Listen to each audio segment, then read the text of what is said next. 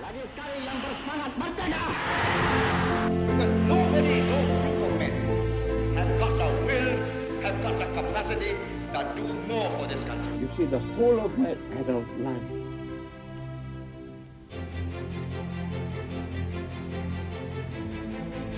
and he had the courage to say, no, we change course. Those who believe that when I have left the government as Prime Minister, that I've gone into permanent retirement, really should have their heads examined. This is my country. This is my life. This is my people. You will trample over us, over our dead bodies. We dug our toes in. We built a nation.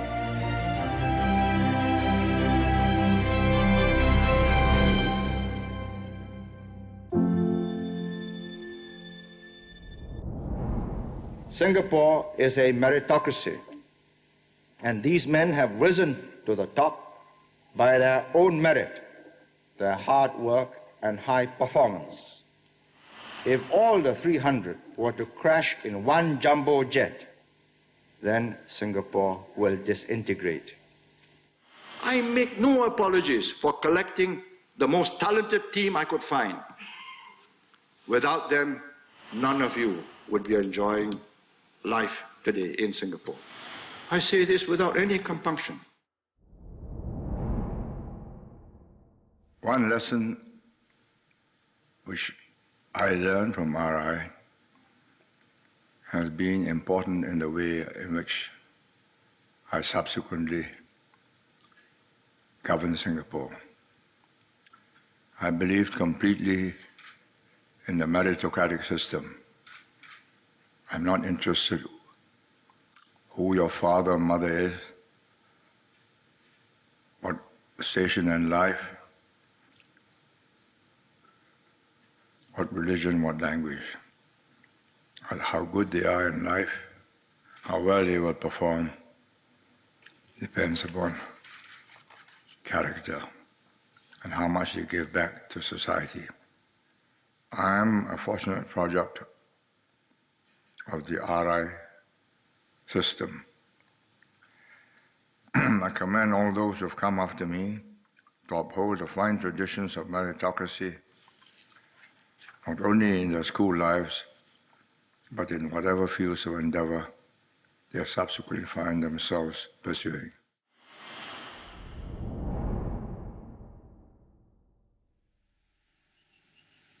I have watched the change over the last 20 years.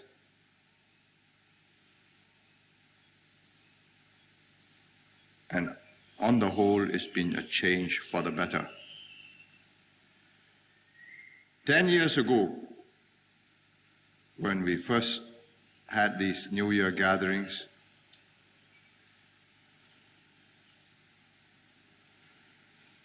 it was only the less successful who turned up.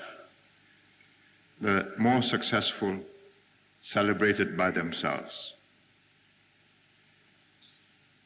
I'm happy that in the last few years, perhaps with the help of this new community center, the successful have also decided it's not a bad thing to come and meet and celebrate together. And this is symbolic of what we must do for the whole of Singapore. We rise together, we share the good things together. Not equally, because then it will be impossible. The more successful is not going to strive just to give all his benefits to his neighbor. But it must not be that unequal that they celebrate separately. Singapore has a good chance of continuing to be a successful nation if the next generation understands the ingredients of success. First, a stable political situation. Second, a well-educated and trained population ready to work and pay for what it wants. Third, the ability to attract higher-level technology industries. Fourth, better standards of life in a cleaner, greener, and more gracious Singapore. Fifth, the competence of our defense forces to ensure that no one believes he can just walk in and take over what we have created and built.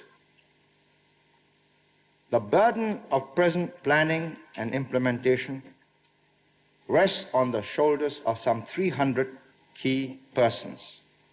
They include key men in the PAP, MPs and cadres who mobilize mass support and explain the need for policies even when they are temporarily inconvenient or against sectional interests. Outstanding men in the civil service, the police, the armed forces, chairmen of statutory boards and their top administrators. These men come from poor and middle-class homes. They come from different language schools. Singapore is a meritocracy, and these men have risen to the top by their own merit, their hard work and high performance. Together they are a closely knit and well-coordinated hard core.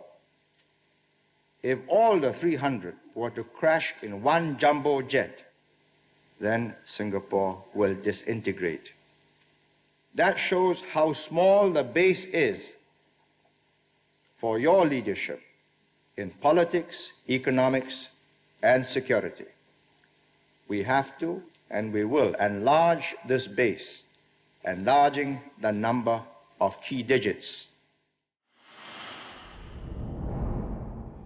Our experience of crises in the 1950s and 60s made Singaporeans acutely aware of the vulnerability and the fragility of the society.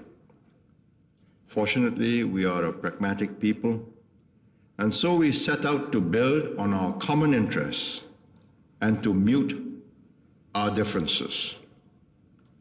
The government has broadened the basis of the institutions of government as widely as practicable.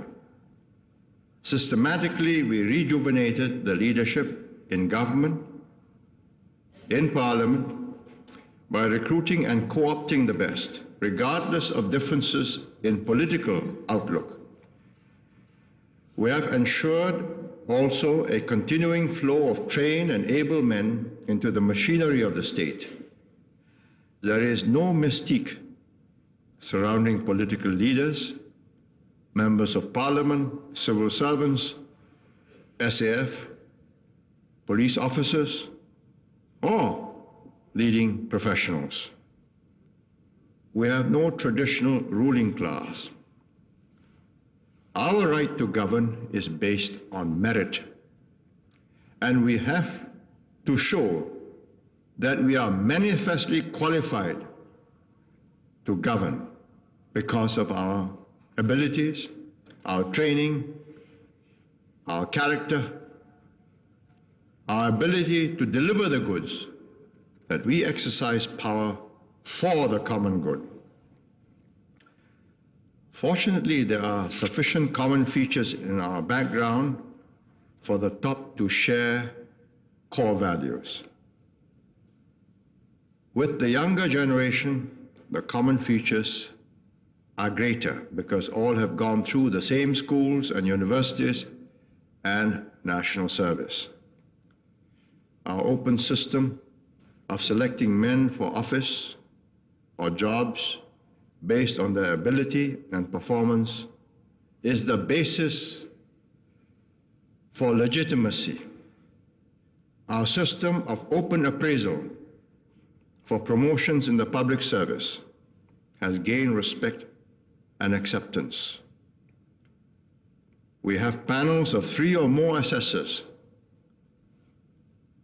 who know the persons they have, some of whom must have known the persons who are coming up for assessment. And they are able to identify and rank talent and ability and character and ensure the promotion of the best.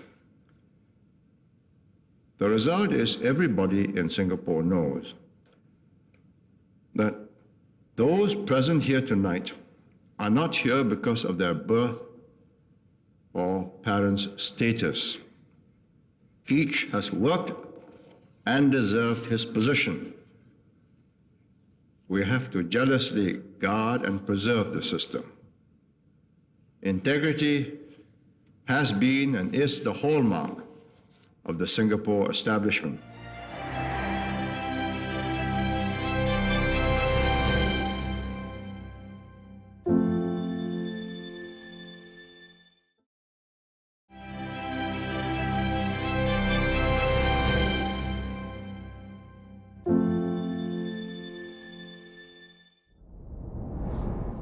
I make no apologies for collecting the most talented team I could find. Without them, none of you would be enjoying life today in Singapore, including the reporters up there. I say this without any compunction. Who pays for all this? A Singapore economy which has been so finely tuned that it is able to take advantage of every opportunity that comes our way. This is a demanding electorate. Everybody strives to get up to the highest he can of the education ladder. And he wants somebody who is better than him to represent him. He doesn't want somebody he can talk down to. The Prime Minister is already 53, the Deputy Prime Minister is 43. This team will not last 2 election terms without considerable infusions of fresh blood.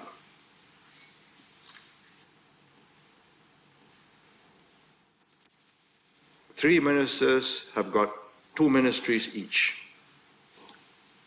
And the ministers need 15 MOSs as backups, and they haven't got it. They only got 7. And they need to be recruited in order that they learn on the job and become part of a team.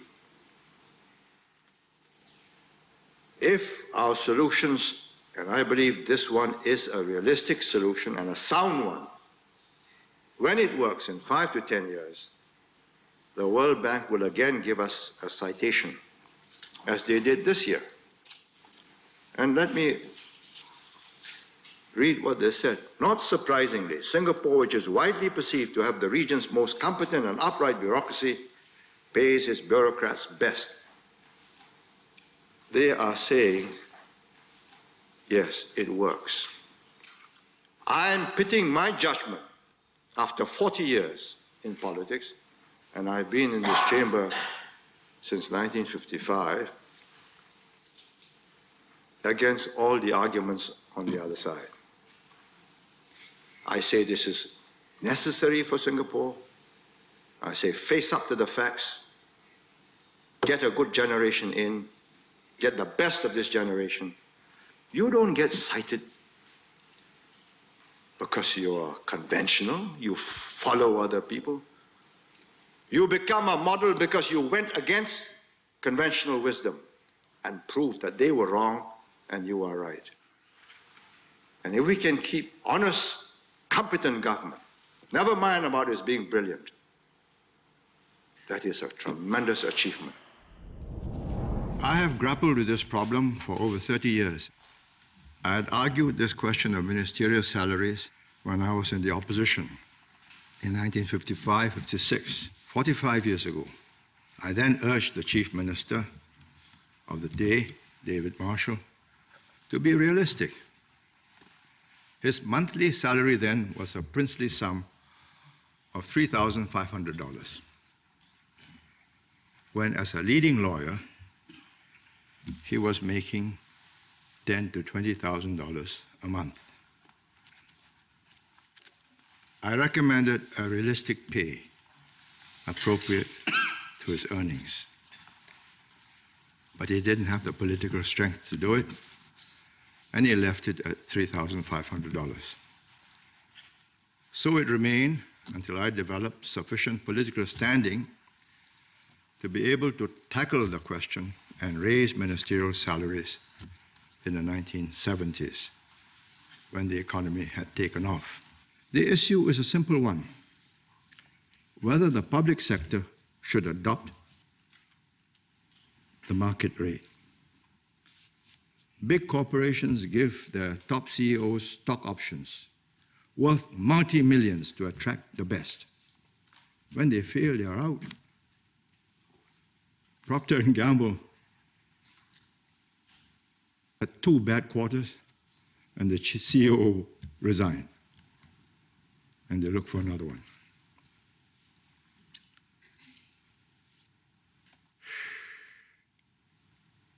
This government has raised Singapore's per capita GDP from third world to first world levels. 1959, per capita $1,300 when I first took office. 1990, 30 years later, when I stepped down, $22,000. $22,000 from 1,300. 10 years later, after Prime Minister Goh took over, there's now $37,000. I mean, sit down, ask yourself, was that doing what comes naturally? What needs to be done to achieve that? A working system, good policies, anticipating problems before they hit you.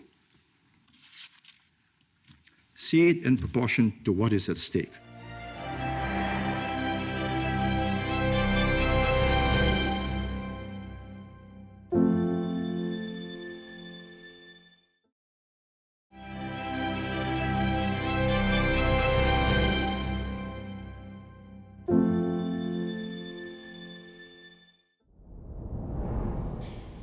I think our biggest challenge, and not just over the next decade, but over the next few decades, is to maintain the kind of growth, the kind of uplift of not just the material well-being of the population, but also its cultural standards and its civilized way of living.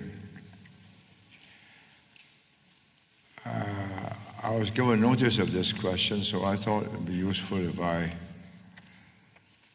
did a comparison between ourselves and our immediate neighbors.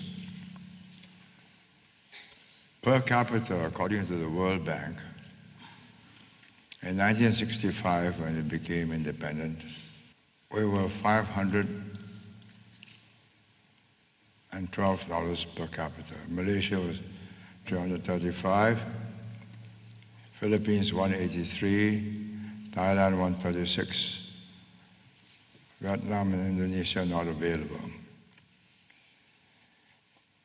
By 2010, both the World Bank estimates Singapore to have reached a per capita of 43,324, Malaysia 8,500, Indonesia 3,040, Philippines 2,130, Thailand 4,680, Vietnam 1,172.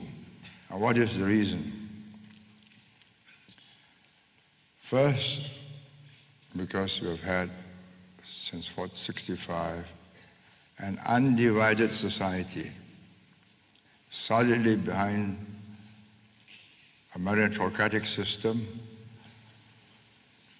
pushing for higher standards of education, higher standards of performance, and meritocratic at every level.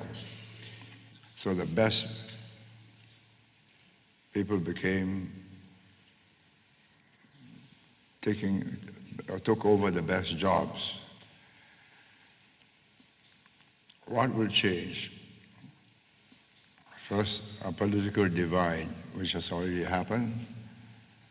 But if that political divide remains a political divide and not a national divide, where national issues are concerned, then the impact on our growth will not be very much. But if the political divide leads to a national divide, and you have constant bickering, as you do have in, say, America between Democrats and Republicans, or Britain between conservatives and Labour, or France, or Germany, then I think we've become just another ordinary country with the same problems.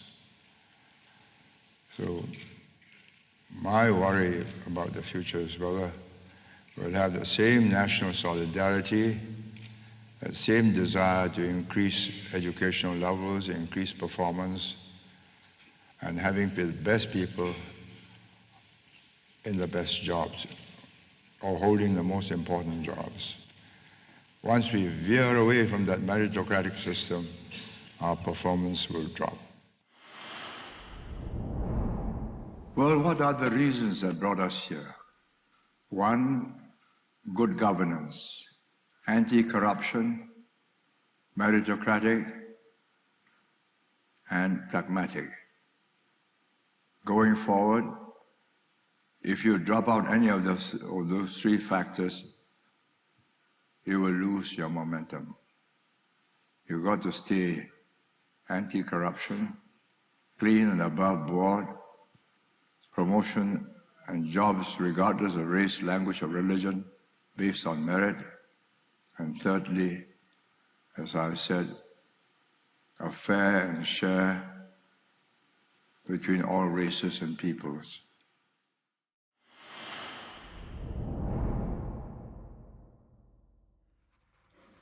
The present generation below 35 has grown up used to high economic growth year after year, and they take security and success for granted. And because they believe that all is well, they are less willing to make sacrifices for the benefit of the others in society. And they are more concerned about their individual and family's welfare and success, not the community's or the society's well-being. But this is very dangerous, because things can go terribly wrong terribly quickly. These people are simply not aware of Singapore's vulnerabilities. All they read about is that Singapore is either number one or number two as the most competitive country, number one or number two as a seaport or airport, or has number one or number two as the airline. And from time to time they complain that we are driving the people too hard, making life too stressful. So why not settle for number 3 or number 4 or number 5? Does it matter? My answer is, yes, it does matter.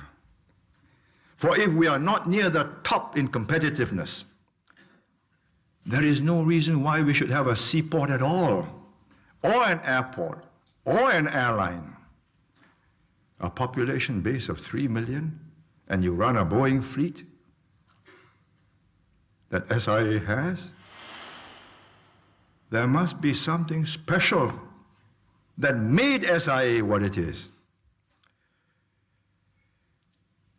Indeed, if we are not that something special, why should there be a separate independent Singapore in existence at all?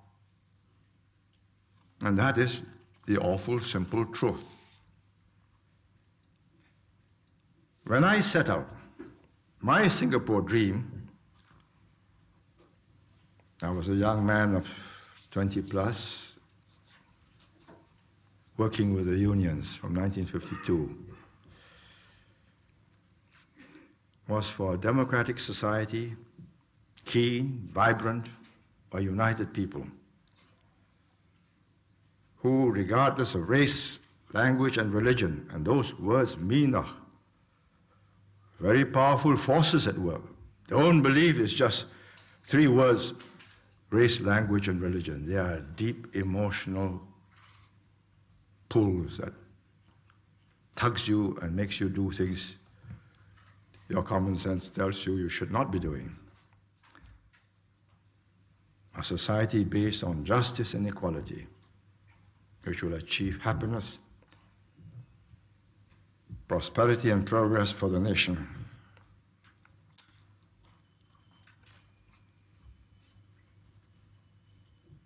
30 years ago,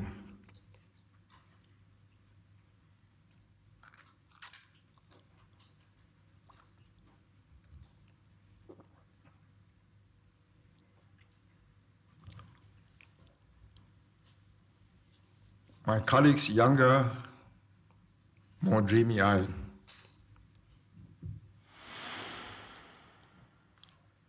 settled the words of our pledge.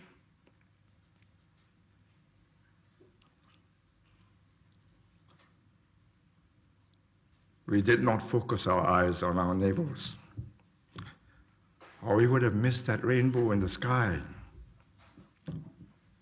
We pursued that rainbow.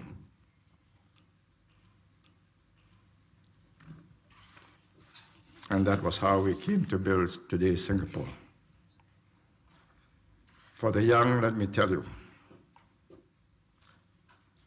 the sky has turned brighter. There's a glorious rainbow that beckons those with the spirit of adventure. And there are rich findings at the end of that rainbow. To the young and to the not so old, I say, look at that horizon. Follow that rainbow. Go ride it. Not all will be rich. Quite a few will find a grain of gold. Dig it out.